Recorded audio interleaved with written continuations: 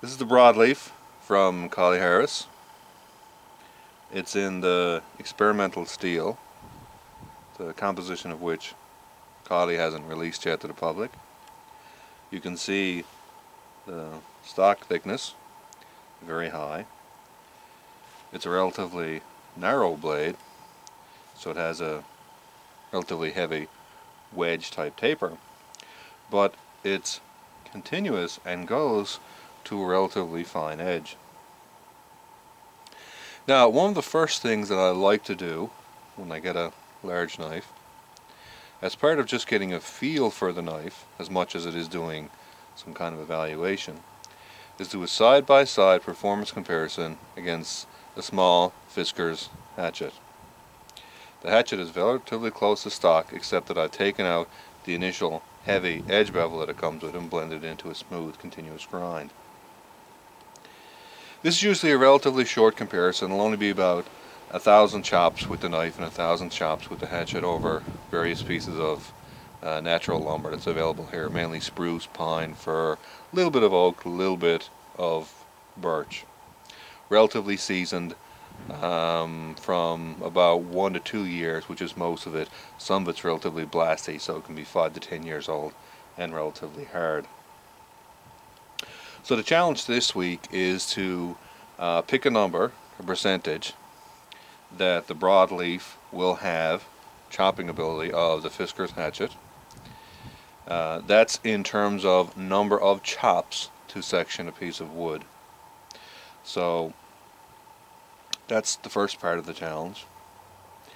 The other part is to generally describe the performance characteristics of the broadleaf. Essentially, in your comment, write what you think is similar to what I would write after using it. And again, take in mind, it's not going to be a fully in-depth commentary. I've only done about 1,000 chops with the broadleaf and 1,000 chops with the Fiskars, but that's enough to give a relatively decent overview.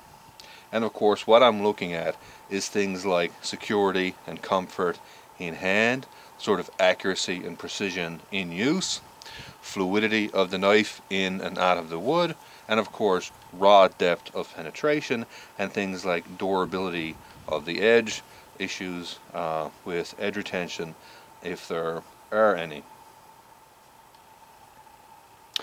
If there are any specifics of the knife that you want to know, aside from the steel, just ask them in the comments and I'll add and respond to it. One thing that I would like to point out, as is common with a lot of Kyley's knives, is that many things are not immediately obvious until you look at them either with an eye for detail or use them a little bit. And I just want to point out one in this, which is that the handle has a very gradual taper. A very gradual taper towards the back. Now, on many of the very basic or simple production knives of this style, what you find is that this handle is almost uniform and then goes to a very large swell in back. There are a couple of problems with a handle of that style, and one of the most obvious ones is there's almost no grip retention until you hit the knob at back, which sort of slams into your hand and keeps it from coming off the handle. When you have a very consistent and very gentle taper, you don't have that shock or discomfort in your hand. What you have basically is retention, because your hand essentially would have to gradually open up to move back. And of course you fight that when you're just holding on to the knife. You can easily resist that, and it's a gradual thing. But that mightn't be completely obvious when looking at it, but it is as soon as you feel it, because you can feel the difference in hand and a grip that's right here than a grip that's right here forces your hand in a more open position. And of course, he's broken the spine, which he normally does.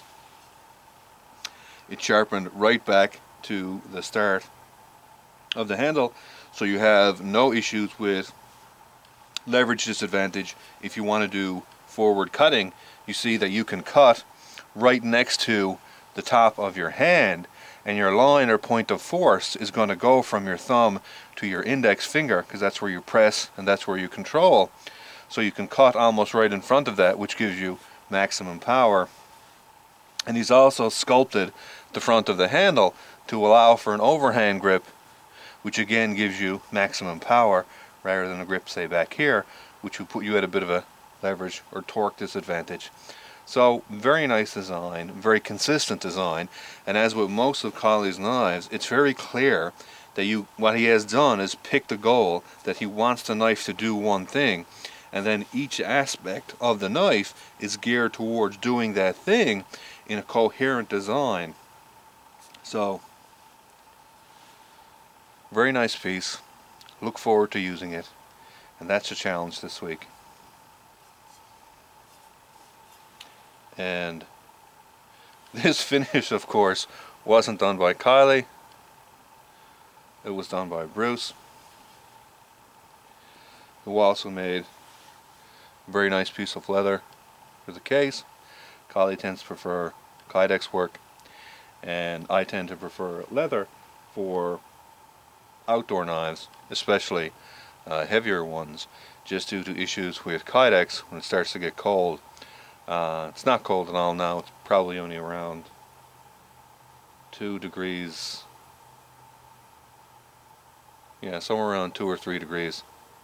So not yet, but it does drop down to around -20 or -30 in some of the more extremes in the winter, and Kydex can get relatively brittle, and I just don't like it taking the impacts, because I have seen it break under those conditions. But leather is extremely durable, and it doesn't really matter -20 or -30, this is still going to be completely impervious to anything, so it's not going to bother. And it's also extremely impervious to heat, which of course is why a lot of people wear leather aprons in shops.